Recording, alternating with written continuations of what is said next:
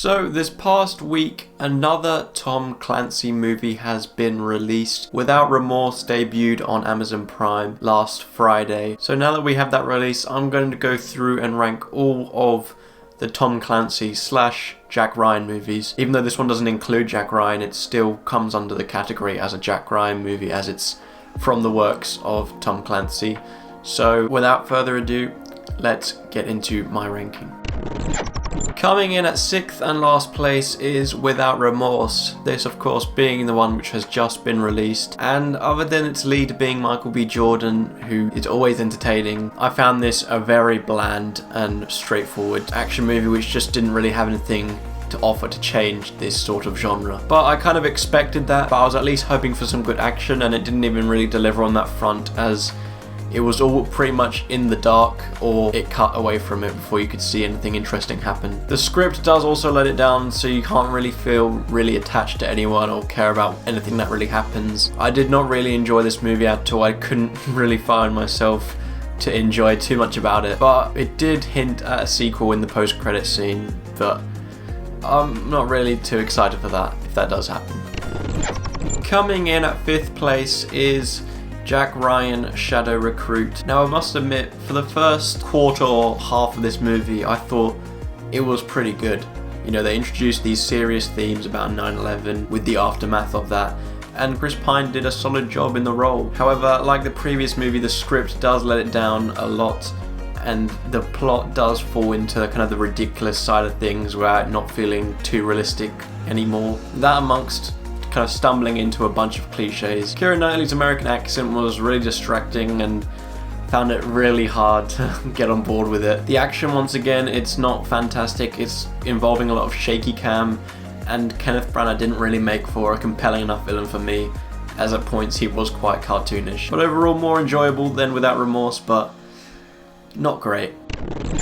Coming in at 4th place is The Sum of All Fears. This is a very ambitious movie, and despite all its tense scenes and the great use of its budget, it is still underwhelming. Ben Affleck's performance as Jack Ryan is significantly weaker than the actors who have played the role before him. Don't get me wrong, Ben Affleck's a talented actor, but the way he was written in this movie just didn't really allow him to express any of his good acting skills. The plot feels a tad bit unclear, and when it is clear it's a bit silly, but apparently that's because they had to change some things around from the book so it wasn't insensitive with 9/11 attack. So even though it does kind of dip in quality with the changes they make with that, I can still understand it. But once again, although having some good scenes, it's just a very forgettable movie, which even manages to make Morgan Freeman forgettable. I kept forgetting he was in this until he showed up on screen. That mixed in with a very poor script at times, which was laughable.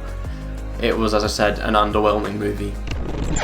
These top 3 were hard, but coming in at 3rd place is The Hunt for Red October. Look, the cast for this was phenomenal. I looked at the cast briefly and then just went into this movie and then started seeing everyone pop up who I knew, and yeah, they all did a superb job. Most noticeably for me was Sean Connery. He wasn't the main character, but he stole the show every scene he was in. The budget wasn't really as big as some of the other movies in this franchise, but it used it efficiently and made for some really nice shots. There were plenty of kind of claustrophobic and tense scenes as they're, you know, in a submarine where you know, you can't really escape, there's not much room, and especially in that finale, it was very tense. I like the contrasting switches between those in the Red October and the others elsewhere. As I said, Sean Connery, he wasn't the main character, but he did get a lot of screen time, which allowed him to give a superb performance. The reason which prevents this from being higher up in the list is it is quite a slow movie. It can drag at points and it's very dialogue heavy, and a lot of people I've seen who have talked about this, when they get older they start to appreciate it more, and I can appreciate it now, but I didn't enjoy it as much as others have, so I'm sure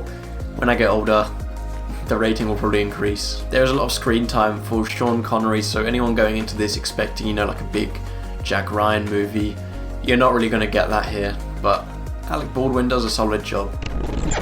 Coming in at 2nd place is Patriot Games. The cast once again here is superb, and they're all at the top of their game, led by Harrison Ford, who gave one of his more underrated performances in a movie. It is a solid action movie, but one you've seen plenty of times, so it's understandable why it's not talked about too much. The action was fun and entertaining, but like I said, stuff we've seen before. There is this sense of tension throughout the movie, and once it hits the climax it does pay off in a satisfying way, but it was kind of hard to feel that the stakes were too high when the villains were quite poor, and that includes Sean Bean, who maybe he wasn't bad, but he just really wasn't that special in this movie, so that side of things did kind of let this movie down, but still a very solid political thriller. But narrowly coming in at first place is Clear and Present Danger. Harrison Ford's the only Jack Ryan actor in this franchise to ever continue playing his character in more than one movie, and it's justified, and he does continue to bring out a brilliant performance for this character. He portrays this guy who is forced into these situations rather than him purposely getting into them, as it's not exactly his field of expertise. Another actor who was great in this movie was Willem Dafoe, a younger version before the Spider-Man movies. I thought his character had some nice, interesting elements about him when you're not sure what side he's on. But like Patriot Games, the action is filled with tension and is all very solid.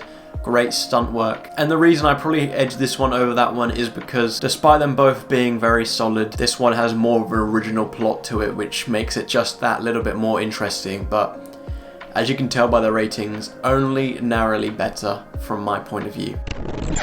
So that was my ranking of all the Jack Ryan / Tom Clancy movies. Let me know in the comments what yours would be, and if you could please like and subscribe, I'd really appreciate that. Sorry this video was a bit later than what I initially said in my Without Remorse review. I got a bit busy, but here it is now. But anyways, thank you for watching, and I hope to see you in my next video.